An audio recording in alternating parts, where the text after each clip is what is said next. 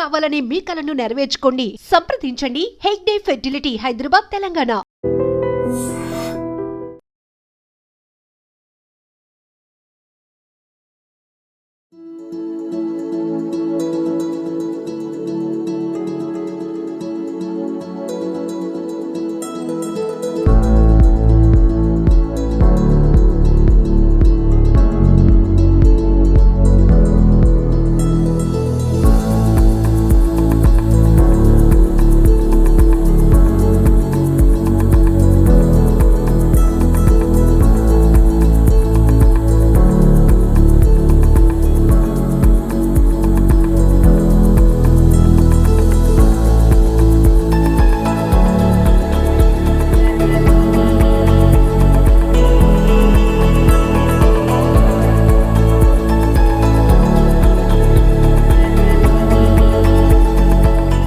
నా చేతిలో ఉన్న ఈ ఆర్ట్ చూసారా ఎంత అద్భుతంగా ఉందో.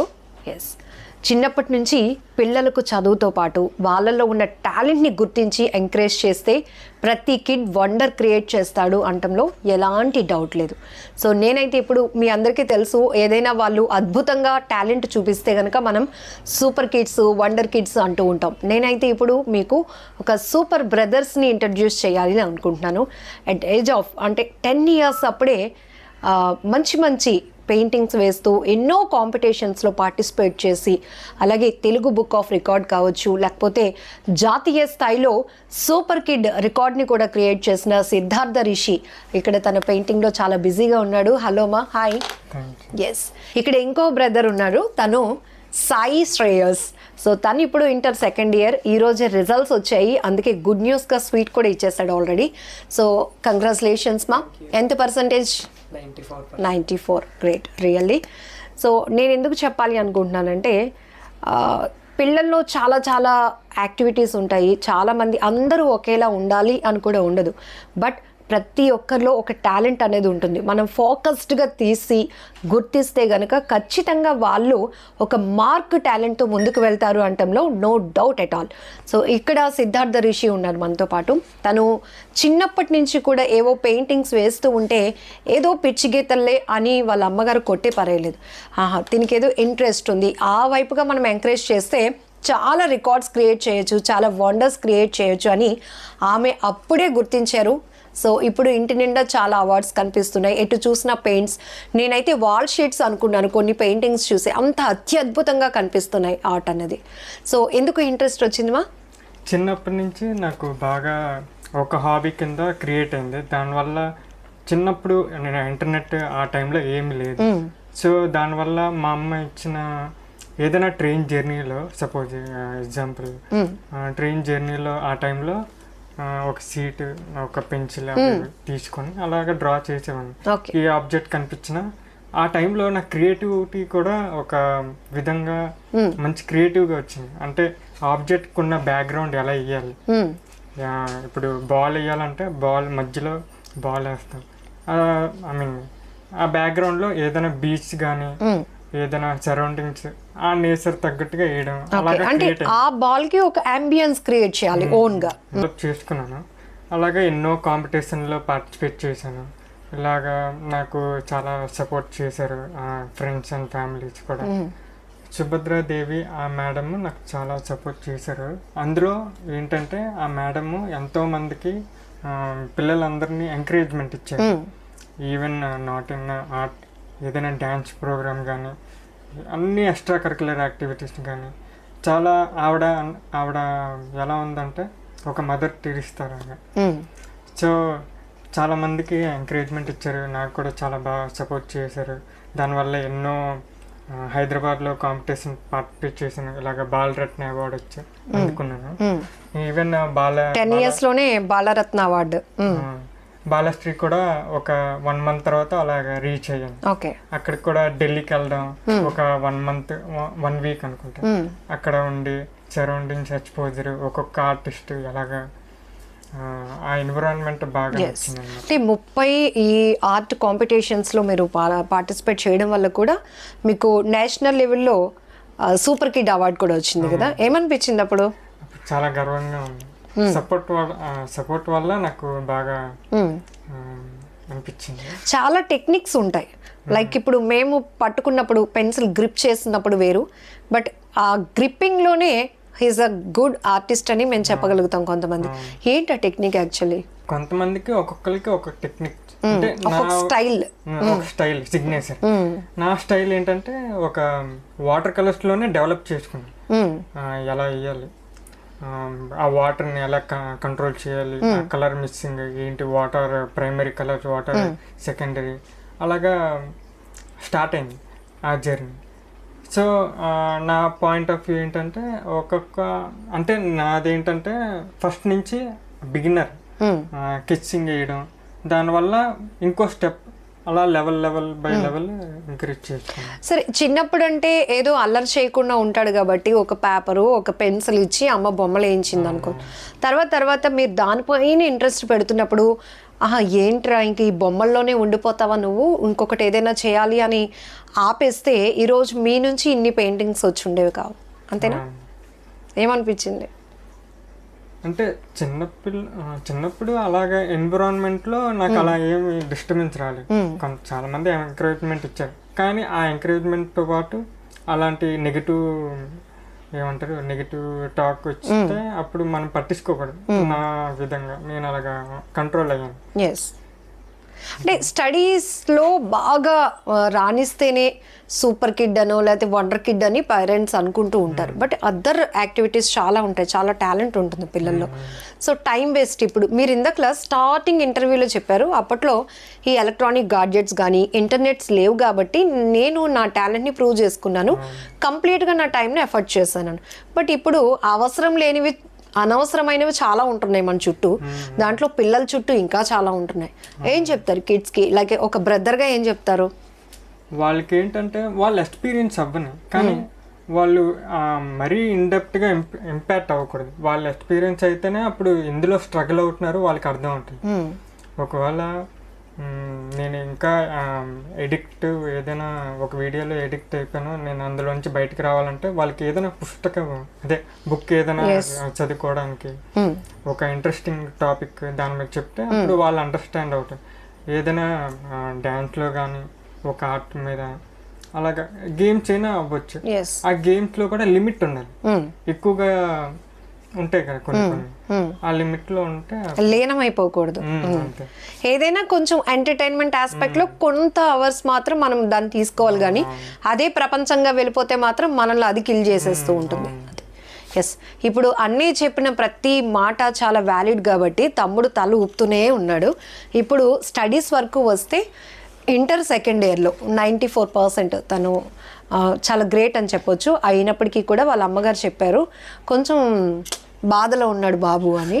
ఏమ్మా అంటే నేను వేరే ఎక్స్పెక్ట్ చేశాను మేడం అని చెప్తున్నాడు. ఇప్పుడు సాయి శ్రేయస్తో మాట్లాడదాం, ఎందుకంటే ఇప్పటివరకు సిద్ధార్థ చెప్పిన ప్రతి మాటకి నేను ఎలా అయితే వింటున్నానో ఇంట్రెస్ట్గా తమ్ముడు సాయి కూడా అలా వింటూనే ఉన్నాడు. సో నీకేమనిపిస్తోంది? ఇంటర్ రిజల్ట్స్ వచ్చాయి, హ్యాపీనా? హ్యాపీ అండి, హ్యాపీ విత్ మై రిజల్ట్స్. నాకు చాలా హ్యాపీగా ఉంది. But the main thing I have to address is that నాకు కూడా కొన్ని ఎక్స్పీరియన్స్ అయ్యాను. యాక్చువల్లీ ఈ ఎగ్జామ్స్ అవుతున్న టైంలో కూడా నాకు చాలా క్లోజ్గా ఉన్న వాళ్ళు కూడా చాలా ఎక్స్ట్రీమ్ లెన్స్ వరకు వెళ్ళారనమాట. అది నేను ఎక్స్పెక్ట్ చేయలేకపోయాను. సో యాజ్ అ స్టూడెంట్గా నేను ఏం చెప్పగలనంటే, ఒక నార్మల్ మన ఫ్రెండ్స్ స్టూడెంట్స్గా ఏం చేయగలం, మన బెస్ట్ ఇవ్వగలం ఏ విషయంలో. నేను ఏదర్ స్టడీస్ కానీ ఎక్స్ట్రా కరిక్యులర్స్ కానీ అవి మీట్ అవ్వకపోతే, మన స్టాండర్డ్స్ మీట్ అవ్వకపోతే ఒక ఫెయిల్ అయినా మన్ని ట్రై చేయాలనేసి నా ఒపీనియన్ అనమాట. మరి అంత ఎక్స్ట్రీమ్ లెన్స్కి వెళ్ళకూడదని just I want to spread this. 100%. ఎందుకంటే ఏది అక్కడితో ఎండ్ కాదు, ప్రతిదానికి కంటిన్యూటీ ఉంటుంది కాబట్టి ఒక్క చోట మనం ఫెయిల్ అయితే నెక్స్ట్ స్టెప్లో మనం సక్సెస్ అవ్వాలి అనడానికి హార్డ్ వర్క్ చేస్తూ ఉంటే సరిపోతుంది. బట్ కొంతమంది తీసుకునే రాంగ్ డెసిషన్స్ ఫ్యామిలీ లాస్ అవుతాయి, ఎందుకంటే రిలేషన్స్ ఎట్ ది సేమ్ మీరు చెప్పినట్టు ఒక బ్యాడ్ ఎక్స్పీరియన్స్ అన్నట్టు. ఒకవేళ వాళ్ళకి మనం చాలా క్లోజెస్ట్ ఫ్రెండ్స్ అనుకోండి, మనం ఆ టైంలో కూడా డిస్టర్బ్ అవుతూ ఉంటాం, చాలా డిస్టర్బ్ అవుతాం. ఎందుకు అసలు అలాంటి డెసిషన్స్ ఎందుకు తీసుకుంటారు?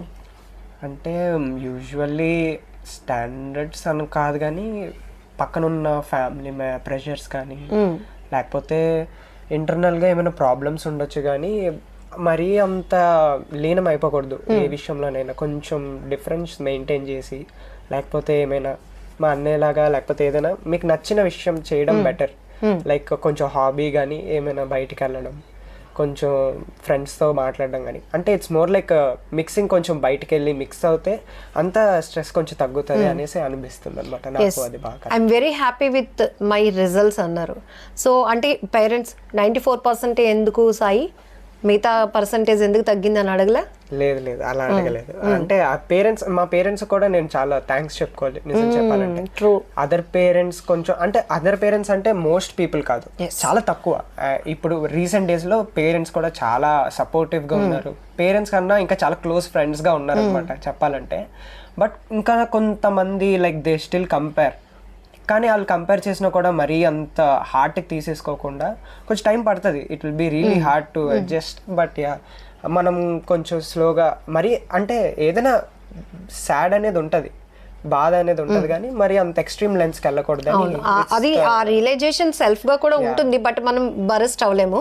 బట్ పేరెంట్స్ దాన్ని ఒక స్ట్రెస్ గా చెప్తే గనుక ఇప్పుడు సాధించిన ఈ మార్క్స్ ని కూడా మనం ఎంజాయ్ చేయలేం, రైట్ కదా?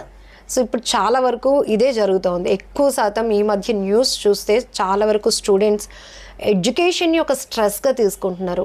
పక్క వాళ్ళు ఏమైనా అనుకుంటారేమో, మా అమ్మ వాళ్ళు పక్క వాళ్ళ పిల్లలకి మంచి మార్కులు వచ్చి మంచి ర్యాంక్ వచ్చింది, నాకు రాలేదని వాళ్ళు ఏమైనా ఇన్సెక్యూర్గా ఫీల్ అవుతారేమో, వాళ్ళు నన్ను ఏమైనా అనేస్తారేమో, ముందే మనం రాంగ్ డెసిషన్ తీసేసుకుంటే అయిపోయాయి కదా, ఇట్లాంటివన్నీ చూస్తున్నాం. బట్ ఇప్పుడు మనం నెగిటివ్ కాకుండా పాజిటివ్లో మాట్లాడుకుందాం. మీరు ఒక ప్రిపరేషన్ అయ్యారు కదా, సో ఇంటర్ సెకండ్ ఇయర్లో నా రిజల్ట్స్ ఇలా ఉండాలి అని ఆ ఎఫర్ట్ పెట్టే ముందు ఎక్కువ మిమ్మల్ని ఏది ఓవర్కమ్ చేస్తుంది? ఆ రిజల్ట్సే ఓవర్కమ్ చేస్తుందా, లేకపోతే as we have to do, మనం చేయగలం అని ఒక బూస్టింగ్ ఉంటుందా?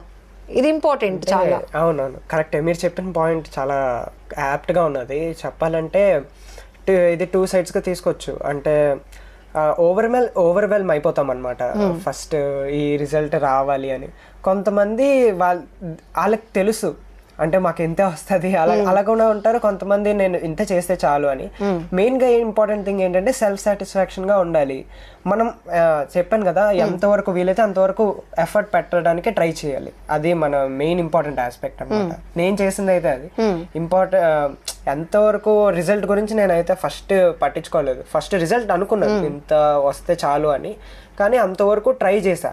రాలేదన్నా కూడా నేను అంత ఇదైపోను, నేను ట్రై చేస్తాను ఏమైనా ఇంకా ఎలాగ ఇంప్రూవ్ అవ్వాలని. ఇప్పుడు రాలేకపోతే okay, I done my best అని నాకు తెలుసు కాబట్టి సో అలాగా కొంచెం రిలాక్స్ అవ్వాలి. ఎస్, ఒక ఫ్రెండ్గా ఒక స్టూడెంట్గా మిగతా వాళ్ళని కూడా ఒక ఫ్రెండ్స్లా ట్రీట్ చేసి ఒక మంచి మెసేజ్, ఒక లైన్, సింగిల్ లైన్. ఒక లైన్లో చెప్పాలంటే మన క్లోజ్ ఫ్రెండ్స్ చూస్ చేసుకోవడం ఇంపార్టెంట్. మంచి ఫ్రెండ్స్ని చూస్ చేసుకొని, అంటే టెంపరీగా ఉండొచ్చు, ఎప్పుడో ఒకసారి మాట్లాడచ్చు. మనం ఏమైనా సాడ్గా ఉన్నా వెంటనే వాళ్ళు కాల్ ఎత్తేలాగా, లేకపోతే మనం ఏమున్నా మనం షేర్ చేయాలి. మెయిన్ బాధ ఎనీథింగ్, హ్యాపీనెస్ కానీ షేర్ చేసుకుని మంచి ఫ్రెండ్స్, మంచి సపోర్ట్ బ్యాకింగ్ సిస్టమ్, పేరెంట్స్, టీచర్స్తో మంచి రిలేషన్షిప్ మెయింటైన్ చేస్తూ అలా ఉంటే ఎనీథింగ్ విల్ బి ఈజీ అన్నట్టు. Super, beautiful words.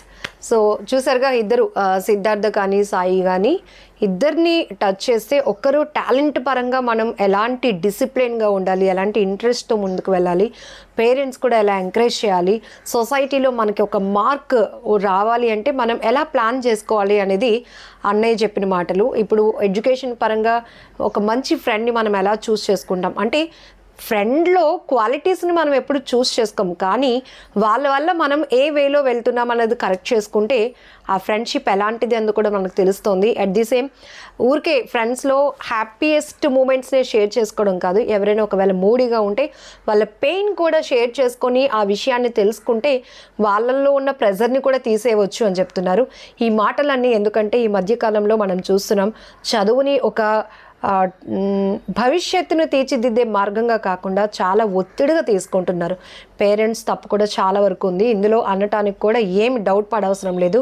చాలామంది సైకాలజిస్టులు, మానసిక నిపుణులు కూడా చెప్తున్నారు, మీ పిల్లల్ని స్వేచ్ఛగా, అది కూడా పూర్తి స్వేచ్ఛ ఇవ్వద్దు, కానీ వాళ్ళ టాలెంట్ వరకు కొంత ఫ్రీడమ్ ఇవ్వండి, కొంత టైట్ చేయండి, కొంత ఫోకస్ పెట్టండి.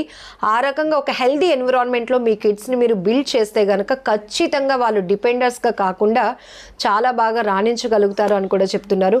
సో ఒకవేళ మీ పిల్లల్లో ఏమైనా ఇబ్బందికర సిచ్యువేషన్స్ కానీ లేకపోతే వాళ్ళపైన ఏమైనా ఇంపాక్ట్స్ ఉన్నట్టయితే కనుక సైకాలజిస్టులను కూడా మనం కలిసి ఒక మంచి అభిప్రాయం తీసుకుంటే కనుక మన పిల్లల్ని రైట్ వేలో తీసుకెళ్ళడానికి కూడా వీళ్ళిద్దరితో మాట్లాడినాక చాలా చాలా వ్యాలిడ్ ఇన్ఫర్మేషన్ వచ్చింది, చాలా beautiful words. So once again congratulations and all the very best మా మీకు కూడా. Thank you thank you so much.